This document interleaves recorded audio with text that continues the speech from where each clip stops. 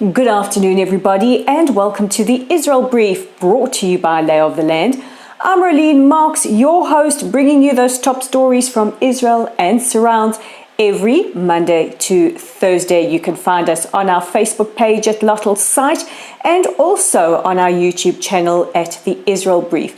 And we would love you to please share our content, because this goes a long way into helping get Israel's side of the story out to the masses. So let's take a look at those top stories, and we start off with a good news story, and that is Israel is continuing to open up more and more and come out of the global pandemic. It is expected that Israel's health ministry will recommend reopening stadiums and events to up to 50,000 people. Great news for any performers who wish to come to Israel and give concerts here. Also released is that the train that runs to Ben Gurion Airport will be in operation again. This is after a year of non-operation. And yesterday news came that our Prime Minister Netanyahu had met with Foreign Secretary of the United Kingdom, Michael Gove, to discuss a green corridor, because both countries are successfully starting to roll out vaccines and come out of the global pandemic crisis. This has been discussed, as well as increased cooperation in R&D with regards to the vaccine and production of vaccines. Very good news indeed for anyone who wants to travel between the United Kingdom and Israel.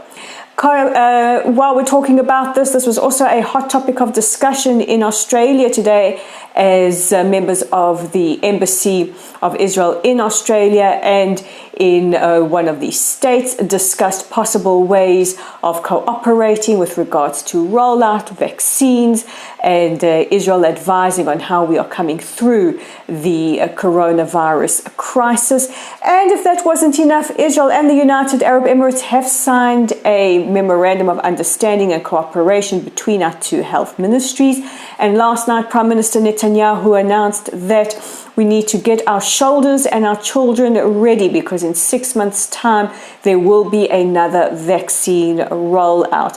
Now, our coronavirus chief, I don't like the word Tsar, Nachman Asher, said, while we are expected to have boosters in addition to the vaccines that we've already have, he's very unclear about exactly what timeline we will be following. So good news, Israel continues to emerge and open up our economy after this global pandemic, which has crippled so many of us around the world.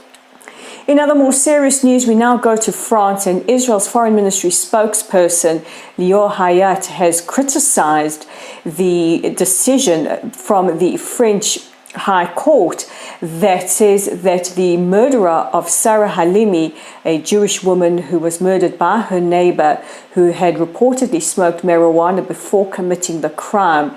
He entered her apartment after seeing a menorah, a traditional Jewish candelabra, and had assaulted Madame Halimi and thrown her from the balcony of her flat. The French High Court had made the decision that he does not have to stand trial because he was high on marijuana at the time. Lior Hayat has called this despicable and has said that the only way to fight anti-Semitism is through a policy of zero tolerance. In a rare criticism of the French justice system, President Emmanuel Macron said yesterday that we have to make sure that we ensure the safety of minority communities like France's Jewish community, and that he supports them 100%, and has called on the legislation in the country to be changed, that if anybody who is found to be high on drugs or facing any kind of psychiatric issue still has to stand trial for any crimes that they have committed.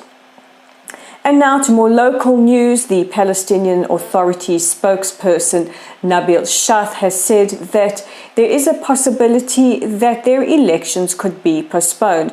Now, nobody's holding their breath whether or not to see if the Palestinian Authority are going to carry out elections. They have made this promise several times before without elections actually happening. However, this time it has been blamed on Israel, and Sha'ath said that it's Israel's failure to provide provide ballot boxes or open ballot boxes in East Jerusalem.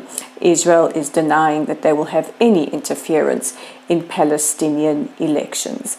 Those are your top stories. Don't forget to check out our website online at www.layoftheland.online, our Facebook page at Lottel Site. Please join our growing community by liking us or following us. Our YouTube channel at The Israel Brief. Please click on that big red subscribe button. And we're on Twitter at Lay of the Land 5. We would love for you to follow us there as well. So with the Wednesday edition of The Israel Brief, I'm Rolene Marks, wishing you a safe and healthy rest of your day. And we'll chat again tomorrow.